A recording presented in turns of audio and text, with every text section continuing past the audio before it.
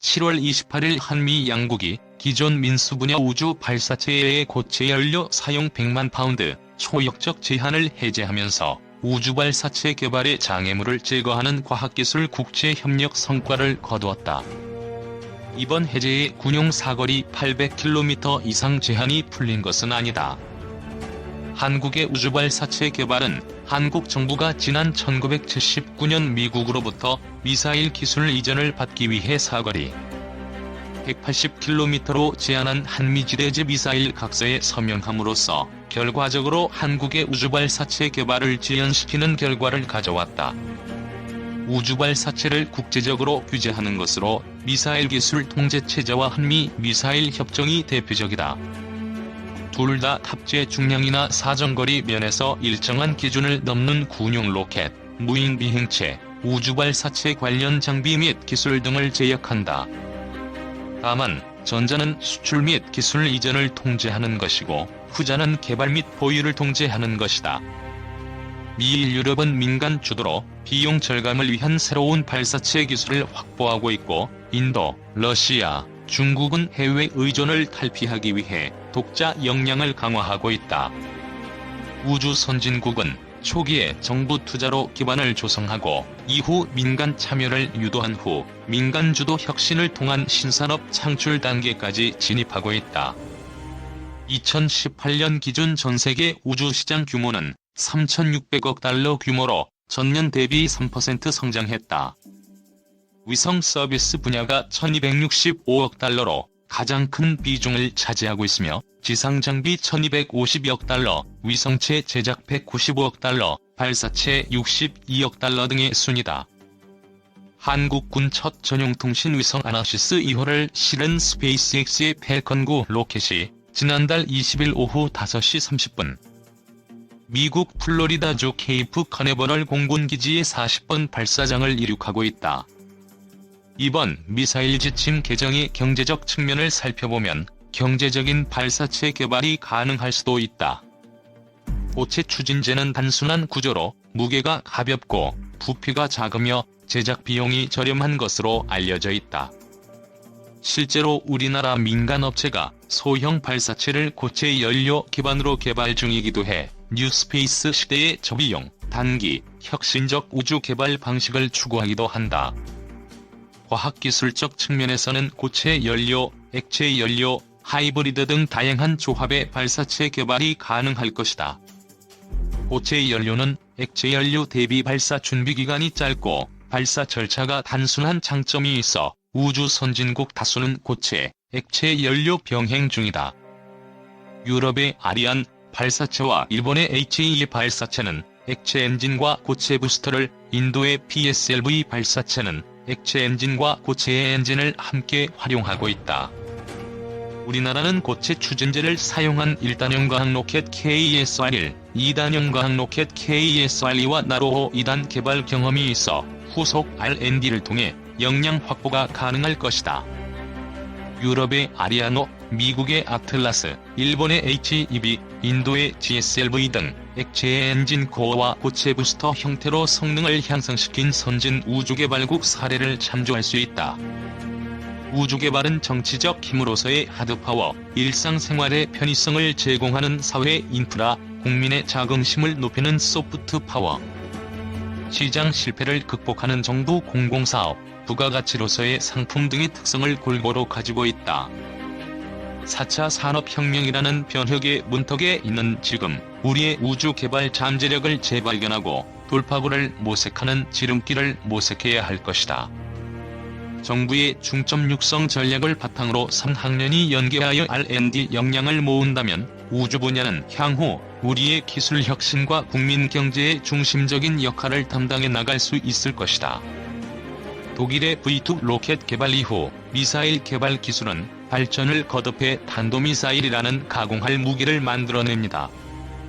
호물선을 그리는 방식으로 하늘로 치솟았다가 지구 중력을 이용해 음속보다 훨씬 빠른 속도로 내려오기 때문에 재래식 무기로는 대응할 수 없습니다. 그래서 군사 강국들은 탄도미사일을 막을 수 있는 방패를 고민하기 시작했습니다. 바로 방공 유도무기입니다. 26일 방위사업청과 국방기술품질원 등에 따르면 미국은 1954년 최초의 실전 배치용 지대공 미사일 나이키 에이젝스를 시작으로 1959년 나이키 허큘리스, 세계 최초 탄도미사일 요격체계인 나이키 지우스 등을 잇따라 선보였습니다. 1960년에는 최대 40km 거리의 적 항공기를 요격하는 최초의 중거리 지대공 미사일 호크 미사일을 개발했습니다. 그러나 나이키 지우스조차 음속보다 훨씬 빨리 낙하하는 탄도미사일을 실제로 요격할 수 있을지 확신할 수 없었습니다. 그래서 개발한 것이 세계에서 가장 많이 알려진 지대공 미사일 패트리엇입니다. 패트리엇은 최근 크게 화제가 됐습니다. 지난 7일 군이 청와대 뒤편 북악산에 패트리엇 포대를 설치했다는 소식이 전해지면서 관심이 집중됐습니다. 이곳에는 신형인 팩3가 배치된 것으로 알려졌습니다. 탄도미사일 개발에 사활을 걸었던 북한은 2018년 우리 군의 팩3 도입에 대해 무력 증강 책동이라며 비난 성명을 내기도 했습니다. 대체 어떤 무기이길래 북한이 이런 신경전까지 벌였을까요? 1980년대 미국의 방산업체 레이시 운사가 개발한 패트리엇은 당초 항공기 요격을 목표로 개발됐습니다. 그러나 12초 안에 마하 5에 도달할 정도로 빠른 속도를 갖춰 실전 배치된 팩1은 레이더 성능을 개량해 최대 24km 고도에서 탄도미사일을 요격할 수 있도록 했습니다. 7일 서울 북악산에 패트리엇 미사일 포대가 배치, 운용되고 있다. 최신인 팩3가 배치된 것으로 알려졌다. 2020년 1월 7일 뉴스일. 7일 서울 북악산에 패트리엇 미사일 포대가 배치, 운용되고 있다. 최신인 팩3가 배치된 것으로 알려졌다. 2020년 1월 7일 뉴스일.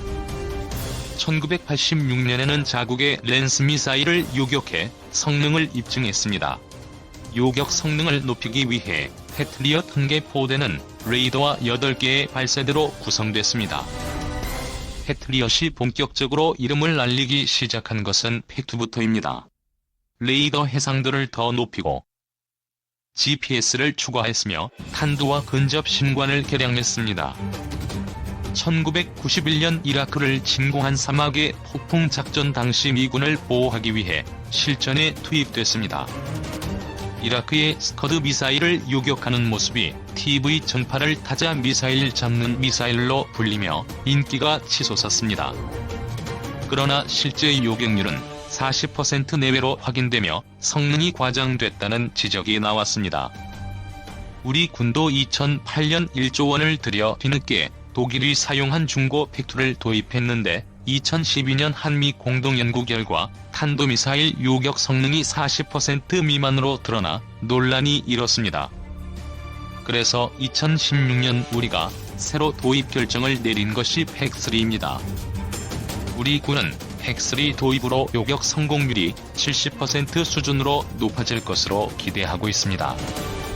팩3에 장착한 에린트 미사일은 직격 방식의 전과 확대 탄두라는 획기적인 기술을 적용했습니다. 여러분이 잘 아는 기존 패트리엇은 탄도미사일 근처에서 폭발시켜 잘게 쪼개진 파편과 화염폭풍 효과로 요격하는 방식이었습니다. 그러나 탄두 낙하 속도가 빨라지고 요격에 대비해 점차 두꺼운 장갑을 갖추게 되면서 한계가 드러났습니다. 그래서 탄두 폭발 뒤 다수의 텅스틴 막대를 요격 대상에 돌진시키는 직격 방식을 도입했습니다. 이 미사일은 가격이 비쌌기 때문에 대량 생산으로 비용 절감을 노린 CRI 미사일도 개발됐습니다. 에린트나 CRI도 단점이 있습니다. 고속으로 날아가는 대신 사거리가 짧아 최대 요격 고도가 20km에 그쳤습니다. 그런데 2018년 요격 고도를 40km로 늘린 괴물이 등장합니다. MSV 미사일은 이번 추진할 수 있는 듀얼 펄스 기술을 적용해 사거리를 2배로 늘렸습니다. 우리 군과 일본은 내년부터 이 MSV 미사일을 도입할 계획입니다. 일본 도쿄에 배치된 패트리엇 팩3 포대. 일본은 자국에서 패트리엇 체계를 면허 생산하고 있다. 로이터 연합뉴스 일본 도쿄에 배치된 패트리엇 팩3 포대. 일본은 자국에서 패트리엇 체계를 면허 생산하고 있다. 로이터 연합뉴스 일본은 우리보다 한 발 앞서 2004년부터 팩3를 자국에서 면허 생산하고 있습니다. 그래서 우리가 도입한 팩3 부품의 30%가 일본산이라는 사실이 뒤늦게 밝혀지기도 했습니다. 유일하게 미국만 보유한 탄도미사일 방어체계도 있습니다. 바로 사드입니다. 사드는 최대 사거리 200km, 최대 요격고도 150km인 고고도 미사일 방어체계입니다. 최신 기술을 적용한 사격 통제 레이더는 1200km 거리의 물체도 탐지할 수 있습니다.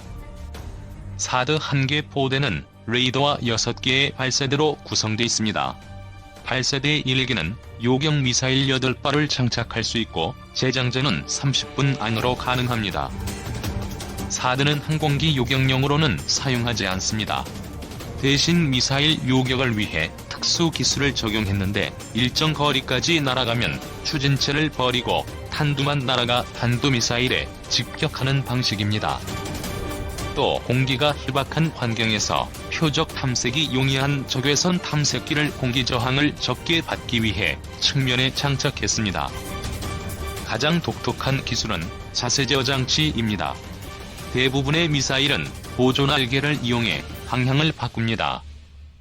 그러나 공기가 희박한 고고도에서는 이런 방식을 사용할 수 없습니다. 그래서 사드는 우주선처럼 측면으로 분사하는 노즐로 미세하게 방향을 조종합니다. 사드는 현재 미군만 운용하고 있고 전 세계에 7개의 포대가 있습니다. 그중 하나가 경북 성주에 배치된 주한 미군 사드 포대입니다. 주한 미군 장병들이 평택 미군 기지에서 비활성화탄을 사드 발사대에 장착하는 훈련을 하고 있다. 연합뉴스. 주한 미군 장병들이 평택 미군 기지에서 비활성화탄을 사드 발사대에 장착하는 훈련을 하고 있다. 연합뉴스. 바다의 사드라고 불리는 것도 있습니다. 바로 함대공 미사일 SM-3입니다. 최신 체계인 SM-3 블록 EA는 최근 미국과 일본이 공동 개발했습니다. SM-3는 최대 사거리 2500km, 최대 요격 고도는 1000km로 현재까지 개발된 탄도미사일 방어체계 중급됨으로 통합니다. 지구 적외도 이상으로 미사일을 쏘아올리기 위해 위성 발사용 로켓처럼 3단으로 분리합니다. SM-3는 2008년 미국의 고장난 첩보위성을 격추하는 테스트를 실시해 고도 247km에서 실제 격추하는 데 성공했습니다. 2015년까지 진행된 30여 회의 실험에서 요격 성공률이 90%에 이를 정도로 높은 성능을 입증했다고 합니다. 최신 체계 SM-3 블록 EA는 2015년 시험 발사에 성공했습니다. 이로써 대기권 바깥에서 탄도미사일을 방어하는 SM-3, 대기권 아래로 내려올 때 1차로 방어하는 사드, 4도로 요격에 실패했을 때 사용하는 패트리엇 등 3단계 방어체계 구성이 완성된 겁니다. 일본은 2023년을 목표로 해상 발사용인 SM-3를 육상형으로 개조한 이지스 어셔 도입을 준비 중입니다. 하지만 우리가 사드를 도입했을 때처럼 논쟁이 이어지고 있습니다. 이기 도입에 무려 2조 3,500억 원이라는 천문학적인 비용이 투입되는 데다 북부의 아키타현, 남부의 야마구치현 등 포대 후보지가 반발하는 등 논란이 이어지고 있습니다.